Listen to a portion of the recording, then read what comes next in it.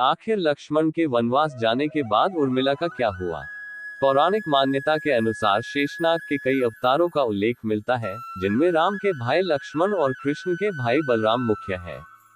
रामायण अनुसार राजा दशरथ के तीसरे पुत्र थे लक्ष्मण। उनकी माता का नाम सुमित्रा था। लक्ष्मण के लिए राम ही माता पिता, गुरु, भाई सब कुछ थे और उनकी आज्ञा का पालन ही इनका मुख्य धर्म था। वे उनके साथ सदा छाया की तरह रहते थे। भगवान श्री राम के प्रति किसी के भी अपमानसूचक शब्द को ये कभी बर्दाश्त नहीं करते थे। वास्तव में लक्ष्मण का वनवास राम के वनवास से भी अधिक महान है। 14 वर्ष पत्नी से दूर रहकर उन्होंने केवल राम की सेवा को ही अपने जीवन का ध्येय बनाया।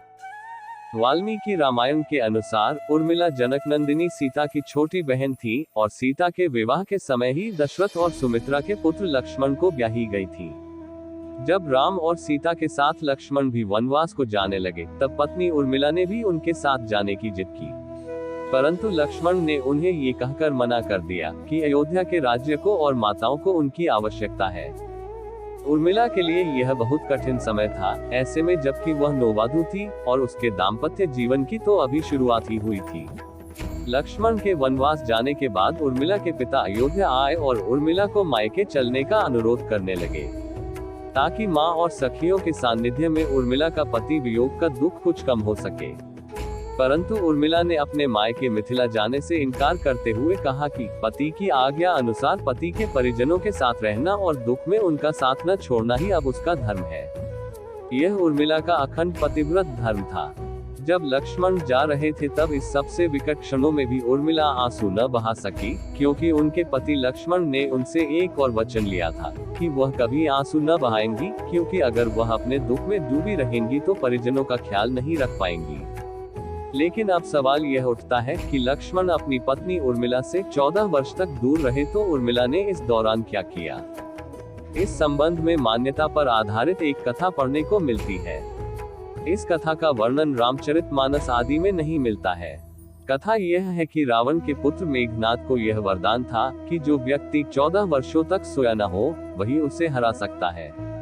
हालांकि लक्ष्मण अपने भाई श्री राम और भाभी सीता की सुरक्षा और सेवा में इतने लगे रहे कि वे 14 वर्ष तक सो ही नहीं पाए। कथा अनुसार उनके बदले उर्मिला 14 वर्ष तक सोती रही। रावण के वध के बाद श्री राम, सीता और लक्ष्मण वापस अयोध्या लौट आए और वहां प्रभु श्री राम के राजतिलक की तैयारी होने लगी। उस समय लक्ष्मण जोर जोर से हंसने लगे। जब लक्ष्मण से इस हंसी का कारण पूछा तो उन्होंने ये कहा कि सारी उम्र उन्होंने इसी घड़ी का इंतजार किया था कि मैं अब श्री राम का राजतिलक होते हुए देखूंगा। लेकिन अब उन्हें निद्रा देवी को दिया गया वो वचन पूरा करना होगा जो उन्होंने वनवास जाने के पहले दिया था। दरअसल निद्रा ने उनसे कहा था कि वह 14 वर्ष के लिए उन्हें परेशान नहीं करेगी और उनकी पत्नी उर्मिला उनके स्थान पर सोएंगी। निद्रा देवी ने उनकी यह बात एक शर्त पर मानी थी कि जैसे ही वह अयोध्या लौटेंगे उर्मिला की नींद टूट जाएगी और उन्हें सोना होगा। लक्ष्मण इस बात पर हंस रहे थे कि अब उन्हें सोना होगा और वह राम का राजतिलक नहीं देख पाएंगे। उनके स्थान पर उर्मिला ने ये रस्म देखी थी।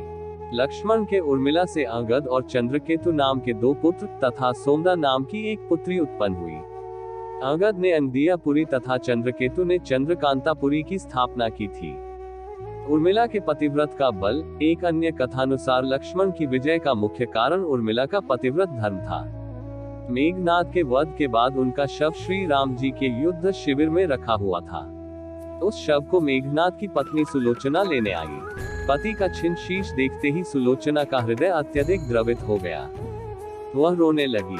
रोते रोते उसने पास खड़े लक्ष्मण की ओर देखा और कहा, सुमित्रानंदन, तुम भूलकर भी गर्व मत करना कि मेघनाद का वध मैंने किया है।